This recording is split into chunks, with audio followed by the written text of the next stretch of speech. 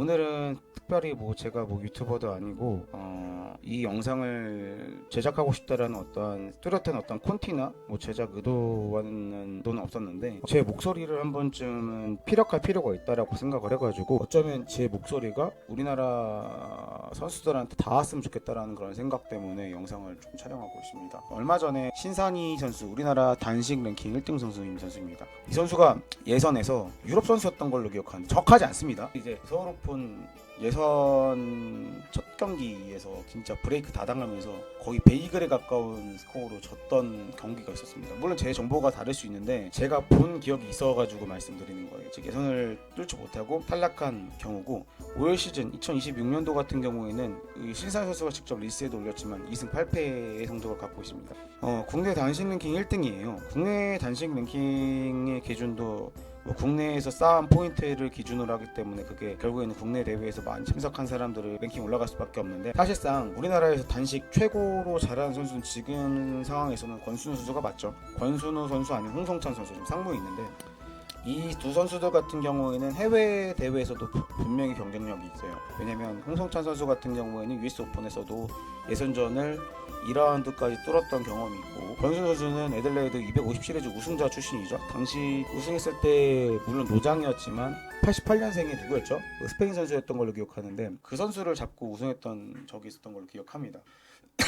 정확하지 않습니다. 그냥 제 의식의 흐름대로 영상을 촬영하고 있기 때문에 따로 뭐 자료를 찾아보진 않겠습니다. 어쨌든 간에 그 신산이 선수가 투어 관련된 그 지출 비용에 대해서 언급을 하면서 쇼츠를 올렸는데, 골자는 그겁니다. 그 2주 동안 800만 원 정도를 지출했다. 뭐 근데 내가 미래를 장담할 수 없는 것에 이런 비용을 투자해도 되냐? 그러니까 결국에는 대한민국 테니스 인프라를 조금 돌려까는 뭐 그런 느낌으로 전 들렸거든요. 뭐 어쨌든 좋습니다. 사실 저는 그렇게 생각합니다. 국내 선수들의 실력이 제자리에 있는 이유는 뭐냐면요, 시민체전이나 뭐 도민체전, 그리고 국내 선수들 위주로만 대회가 구성되어 있는 단식 대회, 뭐 하나은행, 뭐 국내 선수들만 참가하는 대회를 여러분들이 아마 시청한다고 하면요, 위너가 없어요. 그러니까 뭐냐면 우리가 지금 클레이 시즌이죠. 클레이 시즌 같은데 보면 빠른 지면 반발력으로 인해서 속도가 되게 빠르게 이어지는 뭐 잔디 코트나 뭐 하드 코트 같은 경우에는 강서브 유형들이나 뭐 스트로커가 좋은 선수들이 다채로운 공격 위너를 선보이면서 정말 성적을 올리는 반면에 클레이 시즌 같은 지금 같은 시즌 같은 경우는 막 업셋이 되게 많이 일어나요. 200위, 300위권 선수들이 막 ATP 30위권에 들어있는 선수들을 막 이기고 막 그러거든요. 클레이 시즌 같은 경우는 지표면에 닿는 그 반발력 자체가 오래 머물고 결국 발 빠른 선수들이 유리할 수밖에 없는 그런 어떠한 서페이스다 보니까 그런 어떠한 각각 표면에서 보는 그 테니스의 재미가 다릅니다. 근데 우리나라 선수들은 기껏 해봐야 그 국내 하드코트, 잔디코트, 인조 잔디코트에서 맨날 똑같은 선수들이랑만 대회를 하다 보니까 결국에는 최강자가 정해져 있습니다. 몇 년치 똑같아요. 뭐 신산희 선수, 정효선 선수. 욕하는 게 아니라 팩트를 말하는 겁니다. 팩트를. 우리나라는 정말 좋은 나라인 게 뭐냐면요, 지금 신산희 선수가 투어 지출 비용에 대해서 얘기를 하는데, 투어 지출 비용에 지금 받는 그 실업팀에서 뭐 경산시청이든 뭐 당진시청이든 우리나라 세종시청이든 각각 지자체에 소속이 되면요, 연봉을 받잖아요. 연봉도 정확한 수준은 모르겠지만 직장인보다 많이 받겠죠.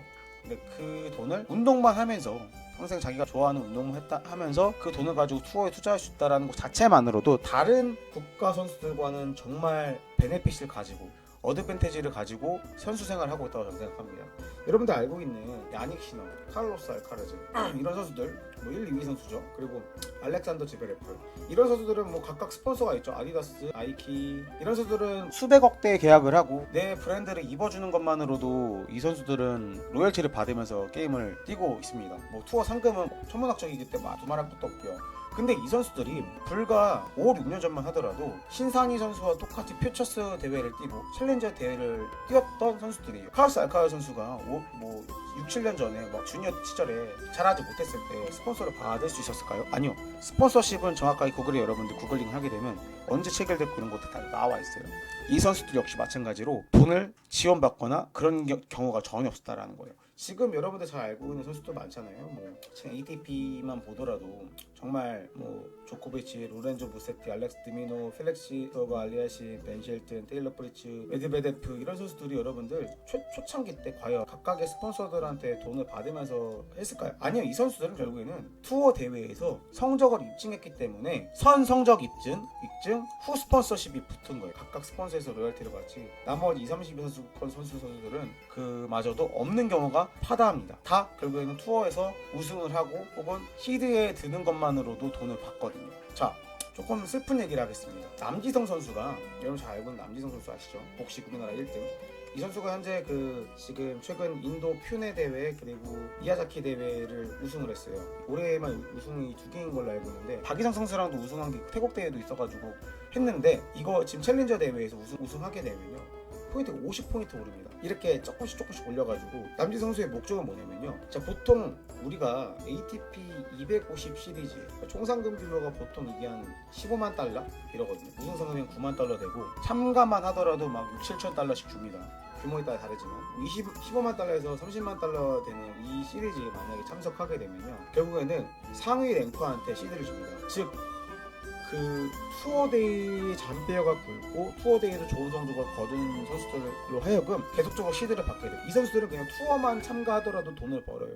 그래서 우리가 알고 있는 그랜드슬램 있죠. 그랜드슬램 같은 경우에는 이 128강 안에만 들어도 128강 정확히 말하면 라운드 로빈까지 하면 256명 시드를 받고 럭키 루저까지 포함해가지고 최소 라운드 가장 하급에 있는 그 예선전만 참가하더라도 돈을 거의 10,000불 가까이 줘요. 우리나라는 1,500만원 그리고 예선 뚫고 128강부터 이 드로우에 드는 순간부터 거의 2만 불 이상을 받게 됩니다. 제가 알기로는 호주 오픈이 요즘 제일 급부상해가지고 제일 돈을 많이 준다고 알고 있는데 이거만 해도 3천만 원이거든요. 그래서 권순우 선수가 상무를 가려고 하지 않았던 이유가 그때 당시에 임블던을 참석해야 되는 그런 시점이었었는데 결국은 이것과 연관성이 있다고 저는 생각하고 있어요. 즉 랭킹 포인트를 올려야지만 내가 그냥 테니스 선수로서만 활동하더라도 이 정도 돈을 계속 조금 벌면서 테니스 선수로 활동할 수 있는 거야. 근데 결국에는 랭킹이에요. 랭킹. 그러니까 남지성 선수 얘기를 했는데요. 남지성 선수가 지금 계속적으로 20등에서 150등 사이에서 계속 그렇게 있는데 이러면요 ATP 250 시리즈 즉 최소 복식은 좀 상금이 짭니다. ATP 250 시리즈에 참석하게 되면 그냥 참석만 하더라도 CD에 드는 것만 하더라도 거의 3,000불 이상 주는 우리나라 돈 한 450만 원 정도 450만 원 정도 주는 시리즈가 250 시리즈 이 드로우에 드는 거예요. 대신에 드는 건데 이거에 들려면 결국에는 챌린저를 씹어 먹어야 돼요. 볼까요? 지성남 지금 최근에 우승을 해가지고 더블 중에 134등까지 올라갔는데 100등 안으로 들어가야 돼요. 결국 100등 안으로 들어가야지 시드를 받게 되거든요. 근데 50포인트, 20포인트 이렇게 올려가지고는 답이 없다. 지금 98등에는 유즈키 선수 이 선수가 옛날에 남지성 선수랑 페어했던 선수로 기억하는데 이 선수 같은 경우는 지금 최근에 250 시리즈 시드를 받고 16강 가죠. 참석만 했는데 여러분들 얼마입니까? 165 유로인가요 이게? 이걸 정확히 표기를 모르겠는데 유로 냈네요. 289만 원. 참석하고 졌는데 이 정도를 받으려면 결국에는 100등 이내로 들어가야 된다는 거예요. 그러면 이제 100등 이내로 들어가게 되면 계속적으로 투어 생활을 할 수 있다라는 거야. 편안하게. 근데 결국에는 정말 아픈 이야기지만 신산이 선수가 투어에서 보여준 게 없어요. 맨날 챌린저 투어 같은 부산 대회 지금 댓글도 있죠. 성적을 내란 말이야. 예선전에 막 베이글 나오고 6대1, 6대2 나오니 안 되는 거겠죠. 자, 제가 여기서 이제 한국 선수들한테 물론 제가 뭐 감독도 아니고 코치도 아니고 이 선수들한테 뭐 어떻게 해줄 조언들은 없어요. 근데 2주 동안 지금 신산이 선수가 2주 동안 투어 간 거를 우리 살펴본다고 일본도 가시고 뭐 태국도 가시고 그랬는데 중국 갔나요? 뭐 정확히 모르겠어요. 어쨌든 간에 800만 원을 쓸 이유가 없어요. 신산이 선수가 800만 원을 쓸 이유가 전혀 없어요. 코치도 데리고 왔죠. 아니 300위권 선수가 무슨 코치야. 코치는 아니죠. 그 코치가 한국 사람이겠거니 어쨌든 간에 코치는 중요하지 않다고 저는 보고요. 지금 스페인이나 유럽 같은 경우에는 신산이 선수 랭킹에서 참가할 수 있는 챌린저 대회가 정말 많고 간혹 가다가는 시드도 받을 수 있는 대회가 겁나 많아요. 물론 우승 상금은 미만이겠죠. 챌린저 75 시리즈 100, 125 이런 작은 규모의 퓨처스 대회까지 포함해가지고 뭐 큰 경우에는 뭐 4,000불까지도 갈 수도 있어요. 우리나라 유진 옛날 서울 대회만 하더라도 10,000불 넘었으니까 이런 큰 대회는 분명히 있어요. 퓨처스는 찾아본다고 하면요. 여기서 지금 신상희 선수 같은 경우는 클레이 코트에서 뛴 그런 기록이 없더라고. 해외 투어에서. 제가 만약에 신산희 선수의 실력을 갖고 있다 저는 무조건 스페인에 가요. 유럽을 갑니다. 유럽에 가서 에어비앤비를 잡아요. 하루에 에어비앤비까지 잡을 필요도 없어요. 호스텔 잡아요. 4인실, 6인실 이런 데 잡아서 하루에 숙박비 13,000원에서 3만원짜리를 잡는 거야. 이런 데 잡아가지고 진짜 순수하게 테니스 실력으로만 난 우승할 수 있다라는 생각하는 그런 대회만 가는 거지. 챌린저 마요르카, 테네리페 뭐 정말 많거든요. 지금은 뭐 루마니아에서도 대회하고 부크레스트 대회도 있었고 그런 대회를 린치 대회도 있고 정말 많고 오스트리아 대회도 있고 정말 많거든요. 투어 대 찾아보면요. 그런 데에서 눈물 젖은 빵을 먹을 생각을 해야 돼요. 이런 데 가가지고 하루에 숙박비 한 달에 평균적으로 3만원씩 크게 잡아도 3만원씩 잡고 2주 체류해봐야 얼마예요? 3만원씩. 그래봤자 40만원 42만원 식비? 그냥 정말 눈물 젖은 빵을 먹는다고 하면 하루에 5만원씩 쓴다고 생각하고 70만원 쓰고 항공비? 편도로 가서 나는 내가 목표한 상금을 못 받는다고 할 경우 랭킹 포인트 못 얻는다고 할 경우는 돌아오지 않는 생각으로 편도로 싼 거 50만원짜리 잡고 가는 거예요. 있어요. 그러면 이렇게 해도 200만원이 안 넘어요. 이렇게 가는 거예요. 그리고 주구장창 테니스만 치고 성적을 올려야지. 왜 제가 이 얘기를 하냐면요, 신사희 선수가 지금 랭킹이 볼까요? 나오지도 않냐. 와, 나이도 많아. 97년생이네. 368위까지 떠요. 지금 1포인트가 올리는 게 정말 중요하거든요. 이거 제가 왜 이런 얘기를 하냐면요, 제가 이걸 보여드리고 싶어요. 발렌테 바체로 선수라고 모나코 선수인데 이 선수가 최고 랭킹이 204위였어요.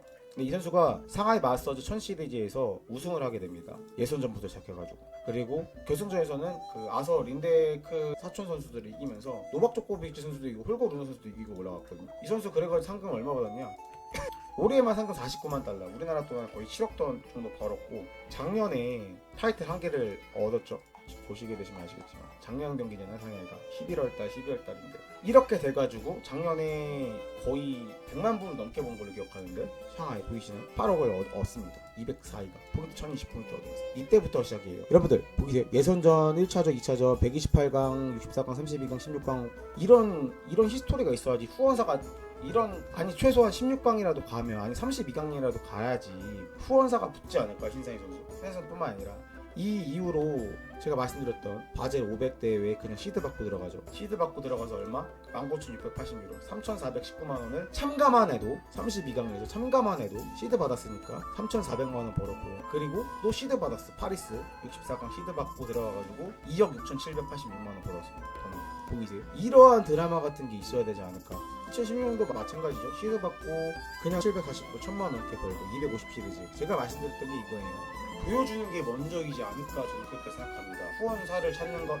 지금 신사희 선수의 환경은 실업 선수로서 돈 연봉 받죠. 과연, 아니 신사희 선수뿐만 아니라 과연 국내 선수들이 이런 거에 관련해가지고 인프라를 탓하는 게 맞는 건지. 환경이 곧 사람을 만든다고 저는 생각하기 때문에 이러한 환경의 보니스를 감안해야지만 저는 더욱더 성장할 수 있다고 저는 생각합니다. 눈물 젖은 빵을 먹지 않고 어떻게 그렇게 될까요? 지금 만약에 본인이 광주 오픈이나 서울 오픈, 지금 이제 2026년도 들어서 이제 서울 오픈이 들어가죠. 예선전에 국내니까 홈그라운드니까 편하게 예선전 나간다 한들 과연 저 먼 변방에서 한국을 랭킹 포인트 쌓으러 오는 선수들을 상대로 과연 한 경기라도 딸 수 있을까? 그걸 한번 생각해 봤으면 좋겠습니다. 본인도 그렇게 가야 돼요.